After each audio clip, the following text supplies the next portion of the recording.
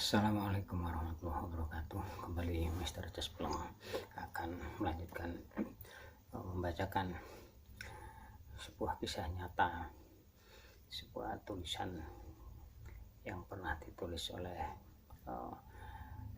Dr. Najib Kailani. Oke. Saat terakhir kita sudah membacakan di bab 4, sekarang kita akan bacakan mulai bab 5. Kemarin di bab 4 mengisahkan bahwa Camelia, istri Daud Harareh, sedang menunggu kekasih gelapnya di sebuah kamar bawah tanah di rumahnya untuk melakukan dan melampiaskan nafsu-nafsu birahi yang tidak pernah didapatkan Camelia dari suaminya, yaitu Daud Harareh. Ya, di bab 5 ini kita mulai ya. Saya sangat membenci lelaki yang satu ini. Lelaki yang dimaksud adalah Padri Tommaso. Perkataan ini selalu diulang oleh Sulaiman, si tukang cukur, di depan rekan-rekannya dari kalangan Yahudi. Sulaiman berkata demikian di hadapan temannya Murad Al-Fatal, dan lebih bersemangat lagi jika ada keluarga Daud Harareh.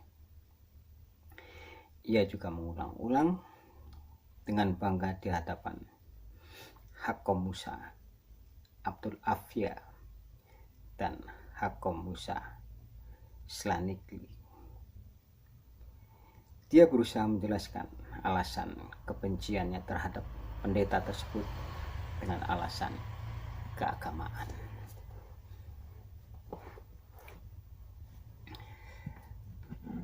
Oke, kita lanjut. Orang-orang Yahudi memang membenci pemeluk agama Kristen dan menganggap mereka sebagai penyembah berhala.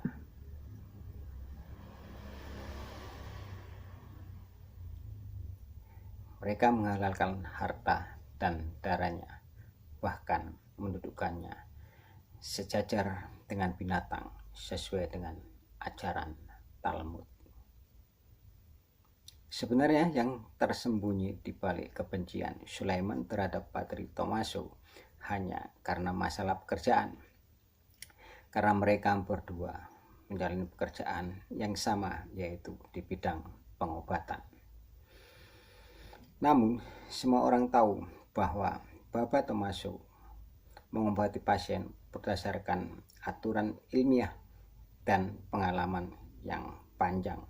Sedangkan Sulaiman kemampuannya sangat terbatas dan hanya di sekitar masalah penyedotan darah, dalam tanda petik ini, penyedotan darah. Orang tidak meminta pertolongannya kecuali dengan terpaksa, karena para pasien lebih senang ditangani oleh Bapak Tommaso yang dianggap sangat ahli dalam bidangnya.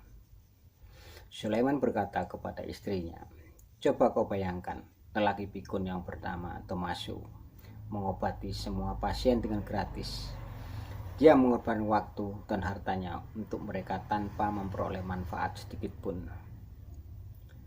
Dan orang-orang pun sangat mempercayainya.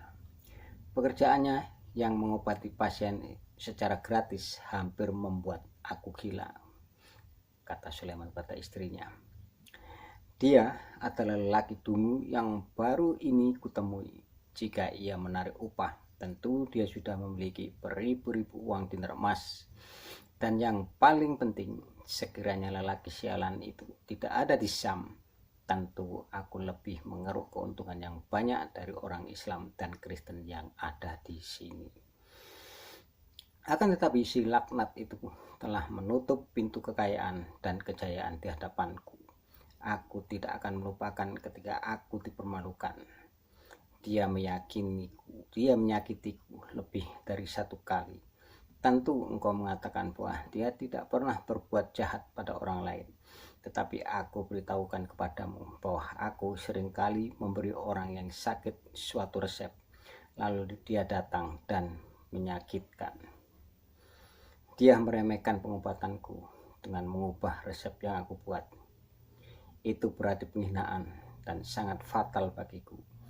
Dia begitu meremehkan dan menganggap goblok semua orang mengejekku, kata Sulaiman. Di mana-mana orang mengatakan bahwa Sulaiman tidak mengetahui sesuatu apapun tentang pengobatan kecuali penyedotan darah.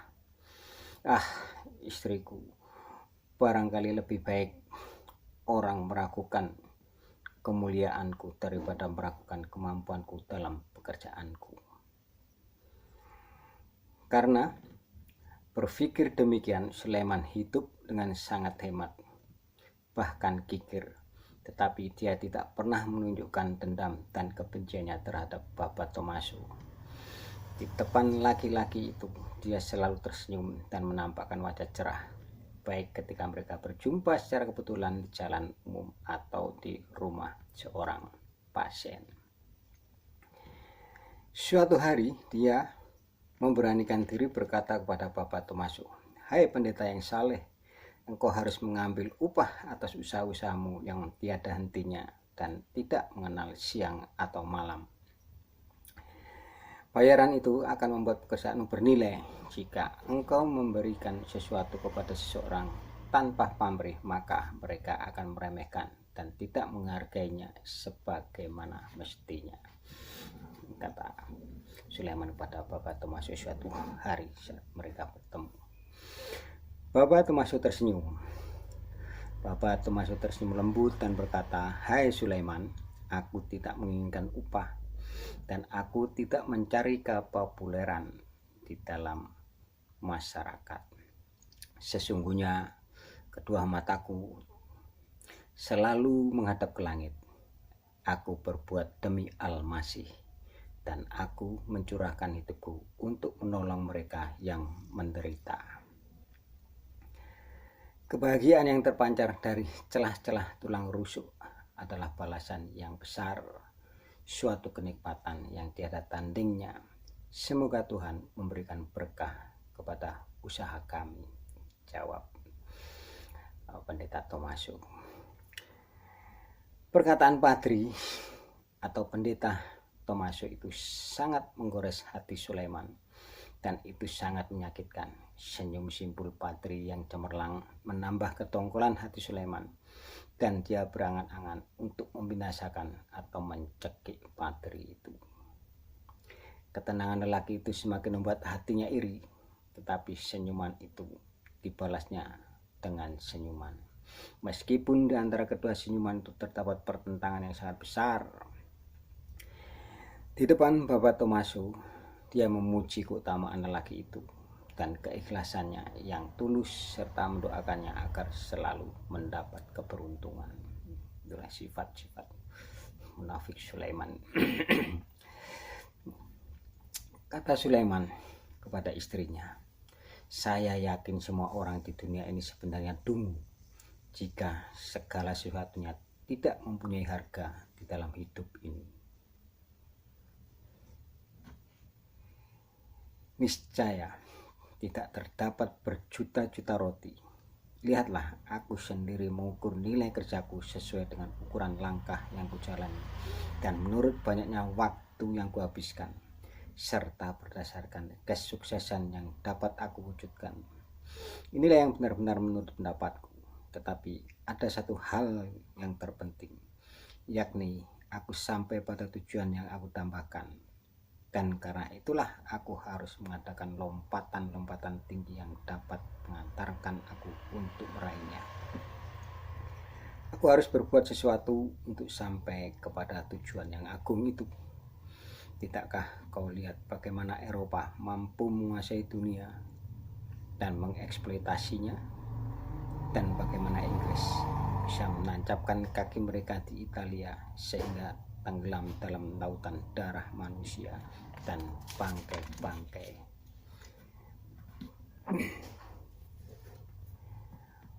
Orang yang kuatlah yang menang, karena kekuatan bukan lagi berbentuk senapan dan pedang, tetapi akal pikiran. Hanya keberanian yang menang dan dapat mencapai puncak tertinggi. Wajah Sulaiman membiaskan kekecewaan dan dengan lantang berkata, "Kini aku masih saja menjadi tukang cukur yang hina di perkampungan Yahudi." Suatu pekerjaan yang mampu dipelajari oleh makhluk Tuhan yang paling goblok sekalipun. Namun, sesaat kemudian cahaya kemenangan memancar dari kedua matanya. Kemudian berkata, "Tetapi cita-cita yang sangat tinggi tetap bergelora dalam hatiku.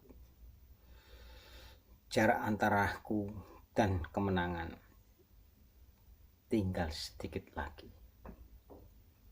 Daud Harare pernah berkata kepadaku, "Kita akan melempar 3 ekor burung sekaligus dengan sebuah batu."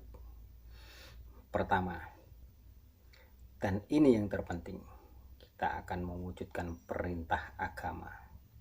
Kedua, kita akan membuat perhitungan dengan saingan-saingan yang berbahaya. Dan ketiga, engkau sendiri, hai Sulaiman, akan mendapat keuntungan yang berlimpah. Saya tidak mengerti sedikit pun tentang masalah yang kau katakan itu, kata istri Sulaiman penuh rasa heran. Itu mesti terjadi. Kami telah mengadakan pertemuan dan membuat keputusan, kata Sulaiman. Wajah istrinya nampak bingung. Kau membuatku bertambah susah dan tidak mengerti, katanya, kata istrinya. Itu masalah rahasia yang tidak boleh diketahui perempuan. Istrinya terlihat gemetar lalu berkata, "Saya takut. Ketakutan tidak akan mewujudkan kemenangan dan tidak dapat menciptakan kekayaan, hai istriku," kata Sulaiman pada istrinya.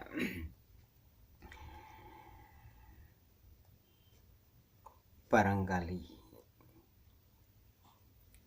dan barang siapa yang takut pasti selamat, hai suamiku, sambung istrinya. Jika aku terus-menerus dicekam ketakutan, tentu aku akan tetap seperti ini selama hidup, tanpa ada perubahan sedikit pun, sampai bangkaiku mengering dan aku mati bagaikan anjing, kata Sulaiman. Kemudian Sulaiman kembali ke kamarnya. Di sana dia termenung, terbayang wajah-wajah orang yang ditemuinya dalam gereja. Beberapa waktu yang lalu, mereka terdiri dari Hakom Musa, Abul Afia, Hakom Musa, Stenki, Daud Harare, dan Yusuf Laniadu. Mereka adalah tokoh-tokoh agama yang kemaruk harta. Dalam perahu inilah Sulaiman ikut berlayar. Dia duduk bersama mereka dan dia harus melakukan sesuatu. Karena dengan itu berarti memenuhi panggilan Tuhan, mewujudkan eksistensinya sendiri dan mencari harta. Semua rencana sudah terlibat dan tersusun rapi pada kertas rahasia. Segala sesuatunya telah dirancang dengan ketelitian yang luar biasa. Tinggal beberapa waktu saja kehidupan Sulaiman akan berubah. Tetapi meskipun demikian, dia tidak akan meninggalkan toko tempat dia biasa memangkas rambut. Biarlah secara lahiriah orang-orang mengenalnya sebagai Sulaiman si tukang cukur, tetapi sebenarnya ia telah memasuki pintu surga yang dijanjikan dan memperoleh apa yang diimpikan, yaitu menjadi seorang lelaki bernilai, memikirkan semua rencana dan hayalan itu. Dia merasa sangat bahagia. Aku akan memperoleh harta yang banyak sekali. yang seandainya aku mencukur seluruh kepala penduduk Syam, niscaya aku tidak akan pernah mendapatkannya. Akhirnya Sulaiman kembali ke ranjangnya dan tidur. Di dalam tidurnya ia mengigau, sungguh suatu jumlah yang teramat besar, keuntungan yang berlipat ganda dalam hidupku. Istrinya mengelus kepalanya dan berkata, kasihan Sulaiman, semoga Tuhan mewujudkan apa yang engkau cari. Ya, demikian bab 5 ini. Mudah-mudahan bisa dimengerti dengan mudah dan tersambung dengan urutan-urutan di bab keempat kemarin, di mana di bab ke-5 ini muncul tokoh seorang tukang cukur bernama Sulaiman yang mempunyai dendam dan iri terhadap seorang padri atau pendeta Kristen. Dia merasa bahwa pekerjaannya tersaingi oleh keikhlasan, kejujuran daripada padri atau pendeta Kristen bernama Bapak Tomaso yang memberikan pengobatan kepada masyarakat sekitarnya, yaitu penduduk Syam, secara gratis sesuai dengan tuntunan agama, sesuai dengan tuntunan daripada Nabi Isa Al-Masih yang dianut oleh Bapak Tomaso. Ya, demikian, mudah-mudahan bisa diambil hikmah, dan ini sudah memasuki suatu intrik-intrik yang sangat perlu untuk diikuti dan diambil pelajarannya, bahwa hal ini pernah terjadi di suatu kurun waktu 100 tahun yang lalu kurang lebih. Tetapi ini juga masih relevan dengan kejadian-kejadian di belakangnya dan akan membongkar bagaimana kelompok-kelompok Yahudi ini bersatu padu untuk memiliki sebuah tanah, sebuah wilayah yang hingga akhirnya didirikan sebuah negara bernama Israel. Dari cerita taring-taring pengkhianat ini akan menuju ke sana, kita akan mengetahui dari bab-bab yang akan Master Caspulang bacakan sampai di bab ke-20 nanti. Mudah-mudahan apa yang kami sajikan ini bermanfaat, lahir maupun batin. Tetap jadikan Pancasila sebagai khilafah bangsa Indonesia, sebab Pancasila adalah khilafah rasa Nusantara. Billahi taufiq wal hidayah. Wassalamualaikum warahmatullahi wabarakatuh.